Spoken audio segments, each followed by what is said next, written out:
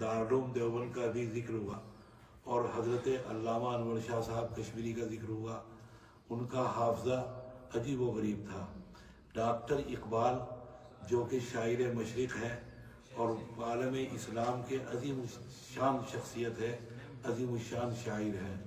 کہنے کو وہ شاعر ہے لیکن اپنے فلسفے کے اعتبار سے، اپنی تعلیمات کے اعتبار سے دراصل قرآن مجید کے ترجمان ہیں.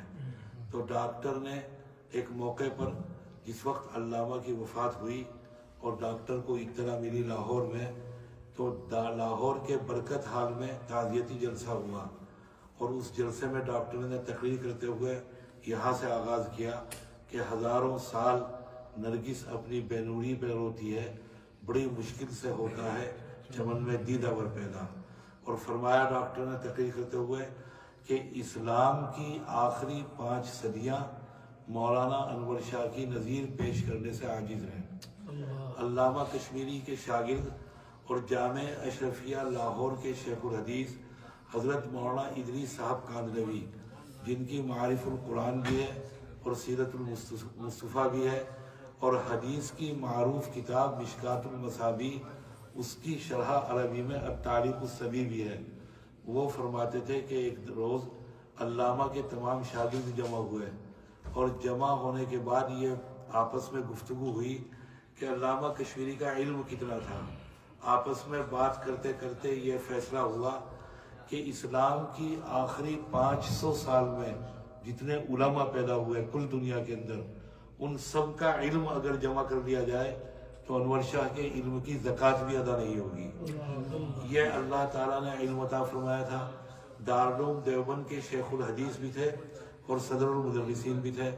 وہاں کی شورا میں نامور شخصیات تھی دارالعلوم کی ایگزیکٹو باڈی میں اور اس کی شورا میں. ایک موقع پر وہاں پر سر یاور جنگ آئے ہیں جو کہ مشہور حیدرآباد کے نواب تھے اور آنے کے بعد انہوں نے شورا میں شرکت کی. وہاں پر دارالعلوم کی جانب سے ان کی ضیافت کا اہتمام تھا، دعوت کا اہتمام تھا. کھانے میں سر یاور بیٹھے ہوئے تھے اور برابر میں علامہ کشمیری کے. علامہ کشمیری کھانے سے فارغ ہونے کے بعد جب سویٹ ڈش آئی، میٹھا آیا، تو اس کو لے کر ہاتھ سے کھانے لگے. وہ حیران ہو کر دیکھنے لگا کیونکہ اس کے اعتبار سے یہ تہذیب کے خلاف تھا. تو بڑے سلیقے سے دریافت کیا کہ حضرت کیا آپ حدیث میں یہ بتا سکتے ہیں کہ نبی کریم صلی اللہ علیہ وسلم نے انگلی سے اور ہاتھ سے کوئی چیز کھائی ہو؟ آپ نے میٹھا استعمال کیا ہو یا کوئی اور کھانے کی چیز؟ حضرت اگر بتا دیں تو بڑا کرم ہوگا. شاہ صاحب نے فرمایا اس کے 3 جواب ہیں. کچھ عقلی جواب ہیں اور کچھ نقلی. آپ کو کون سا جواب چاہیے؟ حدیث سے جواب دوں یا عقل کے مطابق جواب دوں؟ کہنے لگا کہ حضرت حدیث کے مطابق جواب دیجئے، مجھے حدیث سے جواب چاہیے. فرمایا کہ حدیث میں ہے کہ نبی کریم علیہ السلام کو لوکی بہت پسند تھی، کدو، اور آپ اس کو پیالے کے اندر جب سامنے آتا تیار ہو کر کدو شوربے کی شکل میں، تو پیالے کے اندر اپنی انگلیوں سے تلاش کرتے تھے اس کے قطلے کو اور تلاش کر کر آپ اس کو انگلیوں سے اٹھا کر کھاتے تھے.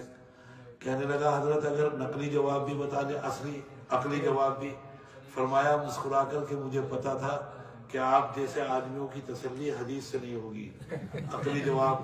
فرمایا کہ عقلی جواب یہ ہے کہ آپ اگر اسپون استعمال کر رہے ہیں تو اسپون کے سائز کو بڑا نہیں کر سکتے، ایک ہی سائز.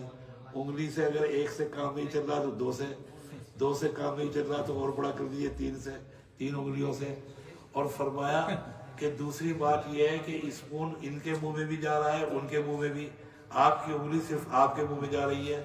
اور تیسری بات یہ ہے کہ آپ کو اسپون کے اندر لے کر کوئی چیز کھائیں، وہ گرم اور ٹھنڈا نہیں بتا سکتی.